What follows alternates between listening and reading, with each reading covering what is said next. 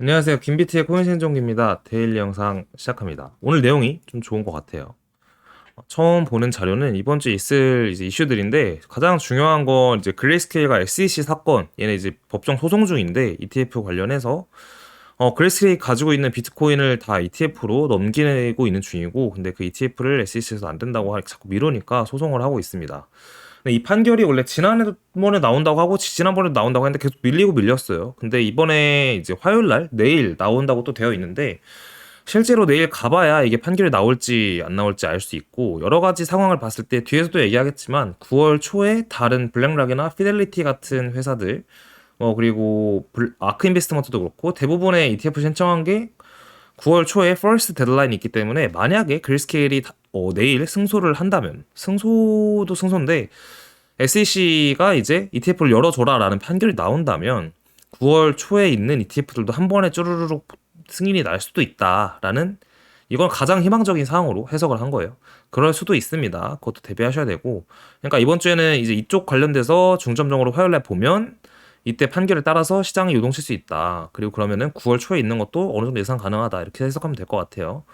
나머지 뭐 GDP나 실업수당 이런 건 뭐 자주 우리가 보는 건데 이제 크지 중요하지 않으니까 넘어가고, 미국 신용카드 빚이 1조 달러를 초과했다는 소식인데, 보시면 신용카드 빚이 고점을 연이어서 찍을 때, 그리고 하락하기 시작할 때가 항상 경기 침체, 사실 이때는 경제 위기였죠. 경제 위기가 왔었고, 침체는 이 구간을 침체라고 아마 할 텐데, 그리고 코로나 때도 경제 위기가 한번 왔었고, 이런 식입니다.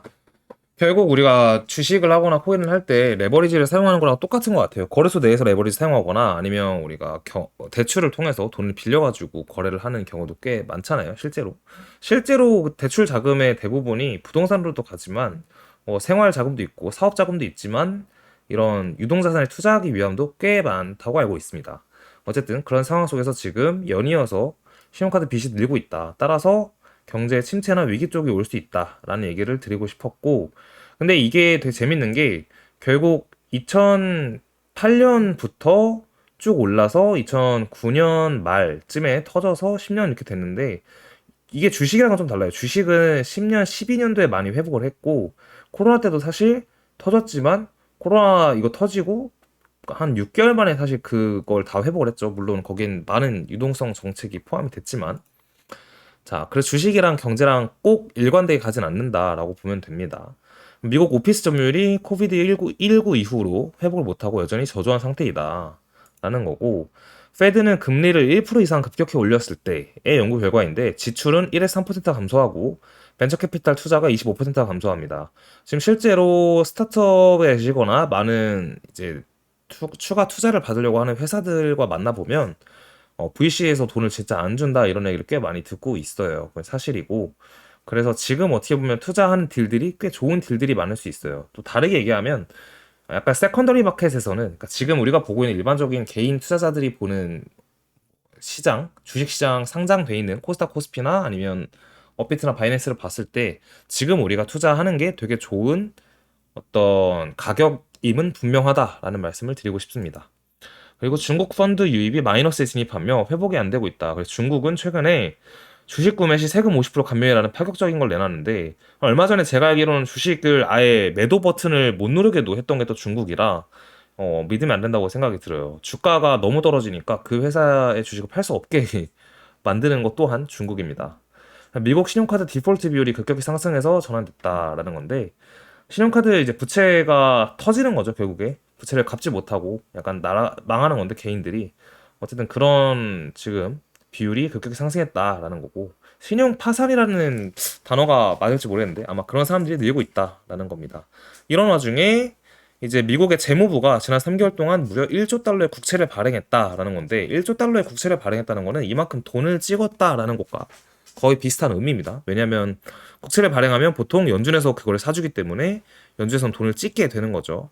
근데 앞으로 600빌리언 정도가 이 올해 말까지 더 추가로 돈을 찍을 것 같다라는 거니까 돈을 찍는다고 생각하면 될 것 같습니다.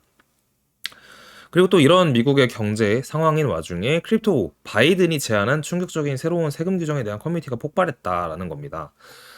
그래서 바이든 정부에서 지금 크립토에 대한 새로운 세금 규정을 만들고 있는데 8월 25일 IRS는 사용자가 세금을 회피하지 않도록 하기 위해 크립토 브로커에 대한 새로운 규칙을 도입했다. 이제 중개인, 브로커라고 할게요. 브로커는 세금 신고를 용이하게 하고 탈세를 줄이기 위한 새로운 양식을 사용할 거다. 이제 보면 재무부의 입장에서는 재무부는 디지털 자산 보고가 다른 자산 클래스의 보고와 유사하기를 원한다. 그러니까 기존에 있던 자산들과 되게 비슷하게 하길 바란다는 거죠. 왜냐면 이거 다 뜯어 고쳐야 되고 크립토가 저도 6년 동안 있으면서 시장이 좋아하고 사랑하는 일이긴 하지만 또 내가 정책을 만드는 사람 입장에서 머리가 아플 거라는 생각이 드는 게 이러한 자산이 없었기 때문에 되게 많은 혼동이 올 겁니다. 뭐 지갑도 그렇고 블록체인이 그렇고 해외에서 돈 왔다 갔다 하고 이런 거 보면은 머리가 아플 거예요. 그래서 다른 자산 클래스와 좀 비슷하게 원하고 재무부는 원하고 있는 상황이고 네, 크립토 업계에 많은 사람들이 걱정하고 있고 그들은 이것이 암호화폐 산업을 미국 밖으로 몰아낼 거라고 우려합니다. 라는 거고 메사리 리포트를 쓰는 그 메사리 CEO인 라이언 셀키스는 바이든 대통령 임기가 지속된 동안 미국 암호화폐 업계가 번창하지 못할 수 있다고 얘기를 합니다. 어쨌든 바이든 쪽에서는 좀 약간 부정적으로 보고 있기 때문이죠. 실제로 아 실제로 두바이나 이제 싱가포르 같은 경우에는 법 규제가 매우 명확하기 때문에 이 이게 된다 안 된다가 너무 명확해요. 근데 우리나라도 그렇고 미국도 그렇고 약간 법이 애매모호하니까 약간 아예 이 미국에서 이탈할 수 있다라는 얘기를 하고 있는 겁니다. 일부 사람들은 민주당과 공화당 모두 미국의 크립토 산업을 전적으로 지지하지 않는다고 생각한다. 저도 사실 이렇게 생각해요. 보면은 공화당의 로버트 지금 대선 후보가 크립토를 엄청 밀고 있긴 한데 막상 대통령이 되면 이런 생각이 들어요. 트럼프 때 이제 아마 그때 당시에 트럼프가 비트코인 쉬시라고 막 얘기했었는데 바이든 쪽에서는 반대 정부니까 약간 좋아할 줄 알았는데 막상 바이든이 또 되고 나니까 크립토 산업을 또 안 좋게 보고 이런 게 좀 있는 것 같습니다. 이 규정은 세금 목적을 위한 크립토 거래 감시에 대한 우려와 함께 개인정보에 대한 논쟁을 촉발시켜서 보면 크립토와 기존 자산에 대한 차이점을 강조하고 있는데 사람들은 근데 정부에서 너무 이걸 모르는 것 같다라는 얘기를 하고 있습니다. 그래서 바이든은 암호화폐 채굴에 대한 세금, 특히 디지털 자산 채굴에 사용되는 전기에 대한 30% 세금을 제한했고 이에 따라서 크립토 기업 자체가 방해될 수 있다는 얘기를 계속 크립토 쪽에서는 하고 있고 당연한 것 같아요. 새로운 법안을 만들려고 하는데 그 업계에서는 반발을 일단 하고 보는 게 어떻게 보면 당연한 걸 수도 있어요. 근데 어쨌든 이거는 전 세계가 마찬가지긴 한데 법안을 만드는 정책자들과 실제 실무를 하는 어떤 산업의 지금 특히나 크립토 쪽에서는 되게 크립토가 영해요. 생각보다 20대부터 30대 초중반까지 이 업계에서 뭔가 새로운 도약을 하려고 하는 사람들이 많은데 그거에 비해 정책 입법자들은 되게 나이가 많은 축에 속하다 보니까 세대가 좀 안 맞는 경향이 있죠. 네, 그런 상황이고. 그래서 아까 앞에서 언급한 것처럼 오늘 우리는 그레이스케일 대 SEC 소송 뉴스를 접할 가능성이 높다. 이게 아마 내일 나올 가능성이 꽤 있고.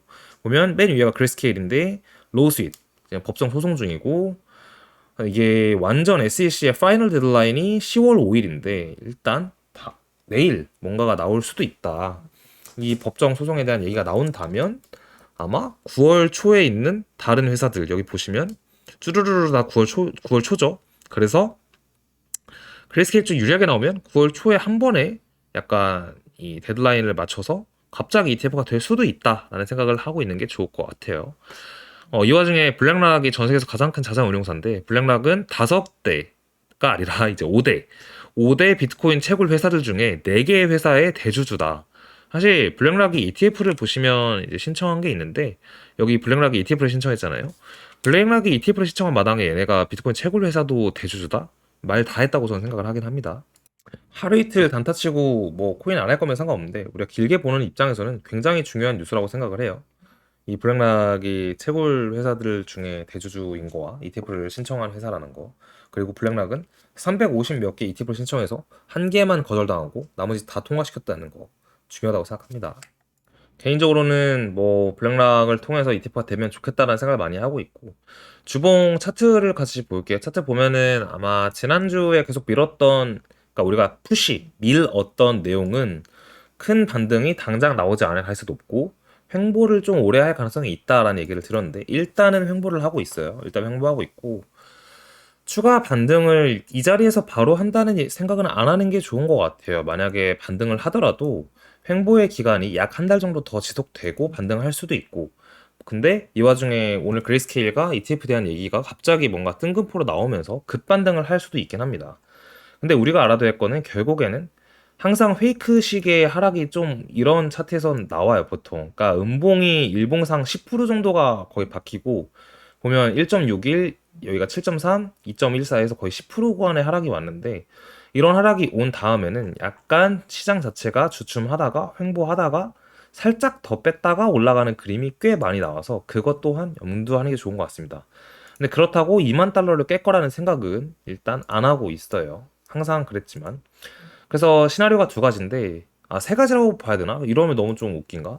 첫 번째로는 그냥 가장 가능성이 높다고 생각하는 건 이 횡보의 지속성이 좀 더 오래 지속돼서 한 2주에서 한 달 횡보를 하다가 이후에 반등이 항상 보면 하락장 속에서도 겨울에는 장이 좋았거든요. 뭐 10월이나 해가지고 반등 가는 그러한 게 있을 수 있고 아니면 큰 이슈가 나와서 그 이슈에 따라 갑자기 올라가는 쪽에 이슈가 나올 수 있고 나머지는 조금 더 아래로 갔다가 올라갈 수 있고 그러니까 결국 우리가 얘기하는 거는 끝내 올라가는 건데 그거를 횡보했다 가냐 갑자기 바로 가냐 아니면 평소처럼 페이크 줘서 살짝 아래 찍고 가냐 이제 이렇게 보면 될 것 같습니다. 전반적으로 이제 올해가 거의 반 이상 갔잖아요. 따라서 내년을 준비하는 게 중요하다고 생각하는데 내년은 개인적으로 2017년도 이후에 코인을 한 해로 생각했을 때 저는 두 번째로 설레는 것 같아요. 첫 번째는 17년도가 설렜고 21년도는 생각보다 설레지 않았고 제가 생각한 것보다 그렇게 퍼포먼스적으로 봤을 때 좀 괜찮지 않았던 것 같아요. 왜냐면 17년도에 그 맛을 봤기 때문에. 근데 아마 내년부터 내후년은 16년도에서 17년도처럼 그런 장세가 오지 않을까라는 생각을 좀 하고 있습니다. 자, 그러면 오늘 영상 일단 여기까지 하고 마치도록 할게요. 감사합니다.